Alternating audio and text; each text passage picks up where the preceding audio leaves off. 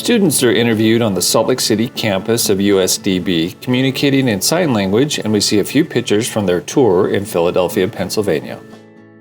So often when you read about a place in a book or watch a video about it, you have to do a lot of the work imagining what it looks like in person or what it would feel like to be there. And as you see those places in person and you can physically touch them, you get a better sense and feeling of what the place is like, and that was really cool.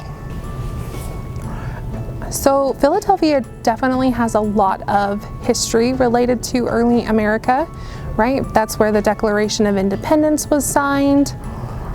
A lot of their old buildings and old townships are still there, and they were, right, a famous or important part of history. Some of the buildings and shops, especially compared to here, right, we're more modern here in Utah. We don't have a lot of our old historical buildings like Philadelphia does.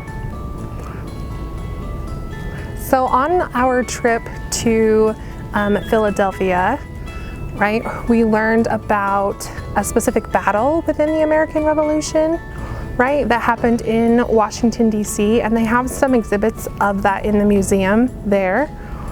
But they have lots of different tents and books and papers and things on display, as well as clothing and bedding items. And they would put lots of those things into temporary housing and save them. So when we got to the museum, we were able to see a lot of those displays. And as they would go on fighting their battles, they would take all of that down and set it up again in the next place.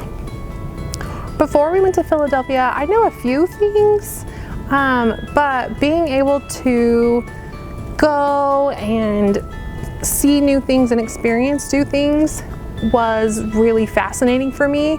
We got to go to this old penitentiary, and being able to see the things in person was really amazing. So Philadelphia and Utah are different. I don't know, for me, Utah is what I've known. I grew up here and it just is everything I'm familiar with. But going to Philadelphia, that was new and different and really exciting. Being here is fun, but learning about the history and learning about even different cultures in a different state or different ways that they do things in those states is really interesting.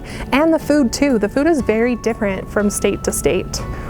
So I think that's why I think it's cool for people to experience, study abroad, because it's not the same as life here in Utah.